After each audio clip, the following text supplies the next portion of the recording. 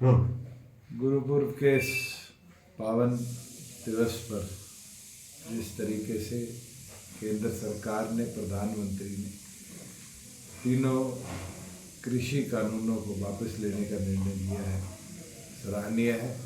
मैं प्रधानमंत्री का धन्यवाद करूंगा कि किसानों के इस लंबे संघर्ष को देखते हुए उनने इस पावन अवसर पर ये निर्णय लिया, और उम्मीद भी रखूंगा जो और समस्याएं कृषि क्षेत्र से संबंधित है, केंद्र की सरकार कंसल्टेशन कर कृषि क्षेत्र को और आधुनिक, बेहतर और प्रॉफिटेबल कैसे बनाया जाए, उस पर भी आने वाले भविष्य में कदम उठाने का काम करेगी। और साथ में हम ये भी प्रयास करेंगे कि मिलकर जो लोग किसी मुकदमे में इस आंदोलन के दौरान, चाहे वो दिल्ली में हो, हरियाणा में हो, पंजाब में हो, नॉन लीथल एक्टिविटीज़ के अंदर अगर इन्वॉल्व रहे हैं तो उनके भी मुकदमे वापस लिए जाए, क्योंकि ये लड़ाई, ये संघर्ष अधिकतम इसलिए बढ़ा कि ये कानूनों के लाभ को प्रॉपरली पोर्ट्रे नहीं किया गया और ऐसा दर्शाया गया कि ड्रैकोनियन लॉज बनाए गए। मगर आज जिस तरीके से स्वयं प्रधानमंत्री ने ये माना कि मैंने समझाने में मेरी कमी रही और उसके लिए माफ़ी मांगी, मैं ये मानता हूँ ये उनका बड़प्पन है कि उनने देश के लिए, देश की डेमोक्रेटिक इंटीग्रिटी के लिए ये निर्णय लिया है, और मैं उनका आभार प्रकट करता हूँ। साथ में आज सिविल एविएशन मिनिस्टर्स की पैन इंडिया कॉन्फ्रेंस थी और उसके अंदर अनेक ऐसे निर्णय लिए गए जो एविएशन सेक्टर को पूरे देश भर के अंदर एक बूस्ट देंगे, जिसमें जैसे हरियाणा ने ATS जो एविएशन फ्यूल होता है उसको 21% से 1% पे किया। आज 8 ऐसे राज्य और 4 ऐसी यूनियन टेरिटरीज हैं जिनने भी उसको, किसी ने 4%, किसी ने 2%, किसी ने 1%, और अरुणाचल प्रदेश ने तो 0% पे लाने का काम किया।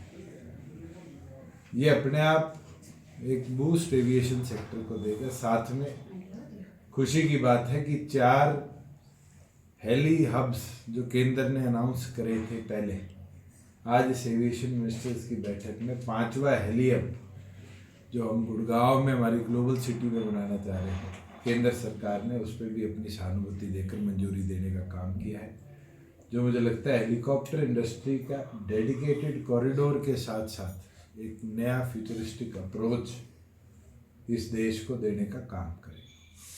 साथ में हरियाणा प्राथमिक राज्य बना है जिसने अपनी पायलट्स की जो पर एनम कैपेसिटी थी, हम 200 बच्चों को ट्रेन करते थे, 50 ग्रेजुएट होते थे, उसको बढ़ाकर